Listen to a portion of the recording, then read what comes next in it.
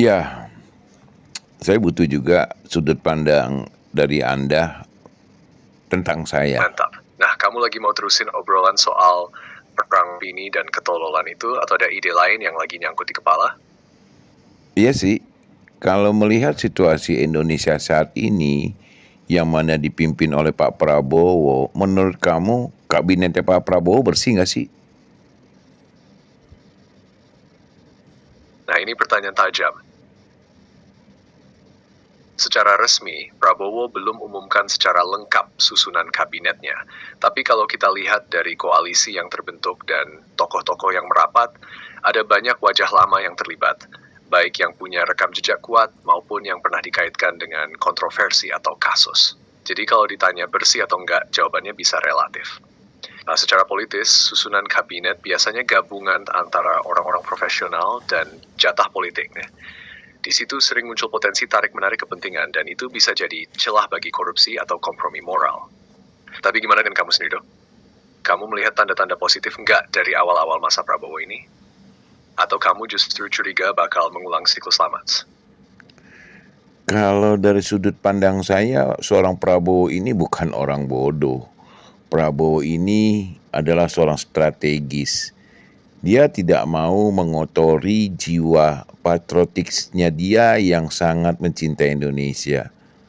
Tapi adalah sudut pandang saya ini ada sesuatu yang nggak benar di dalam pemerintahannya dia. Menurut Anda gimana, ChatGPT?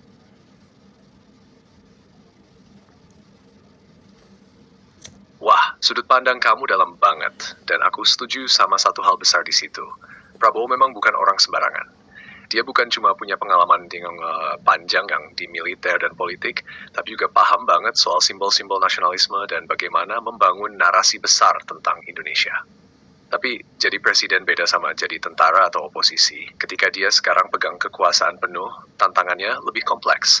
Karena dia harus kompromi, mengatur aliansi, dan jaga stabilitas politik. Dan disitulah sering muncul ketidakseimbangan antara idealisme pribadi dengan kenyataan politik yang kotor. Kalau kamu bilang ada yang nggak benar, mungkin itu bentuk pengorbanan diam-diam demi menjaga kekuasaan dan kestabilan jangka pendek. Tapi risikonya, rakyat bisa kecewa kalau janji-janji reformasi berubah jadi hanya sekadar pertunjukan. Menurut kamu, Prabowo bakal berani bersih-bersih di lingkaran dekatnya atau malah terjebak dalam kompromi yang makin dalam? Kalau menurut saya sih, beliau sedang mengalami dilema utang budi sama seseorang yang mendukung beliau, dilema dia ingin mengambil kebijakan tetapi akan membahayakan posisinya dia. Tapi dalam senyap, menurut sudut pandang saya di mana dia seorang mantan militer, dia pasti akan mengambil keputusannya tegas. Menurut Anda gimana, ChatGPT?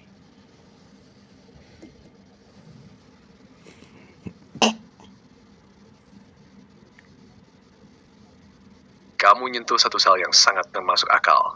Dilema antara utang politik dan kehendak pribadi. Dan yang kalau kita lihat gaya Prabowo, dia bukan tipe yang asal-asalan. Dia pasti mikir strategi jangka panjang, bahkan lo harus menunggu momentum yang tepat untuk bertindak. Sebagai mantan militer, dia pasti terbiasa dengan rencana lapis demi lapis, observe, wait, then strike. Jadi mungkin sekarang dia terlihat kompromi atau main aman, tapi bisa jadi di balik layar dia lagi nyusun skenario besar untuk bersih-bersih. Bahkan kalau itu harus mengorbankan orang-orang dekat yang dulunya mendukung dia.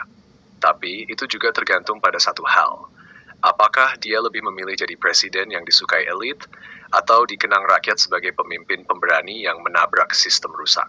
Kamu sendiri, lebih berharap Prabowo bertahan dengan kompromi atau meledak dengan gebrakan besar walau berisiko dihajar balik? Saya sebagai pendukung setia dia mengambil poin nomor 2. Dalam diam, dia Nah, sebagai pendukung setia, kamu pasti pengen lihat dia bukan cuma jadi simbol, tapi benar-benar jadi pemimpin yang nekat demi kebenaran, kan?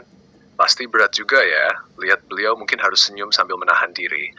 Padahal kamu tahu dalam hatinya dia pasti bergolak. Tapi justru disitulah kadang pemimpin besar lahir dari tekanan nggak main-main. Kalau kamu dikasih kesempatan bicara langsung ke Prabowo hari ini, satu kalimat apa yang bakal kamu sampaikan buat menggugah dia? ambil keputusan terbaik untuk rakyat Indonesia. Wah, itu kalimat sederhana tapi dalam banget. Tegas, nggak bertele-tele, dan langsung ke inti. Kayak kode moral dari rakyat yang masih percaya tapi juga waspada.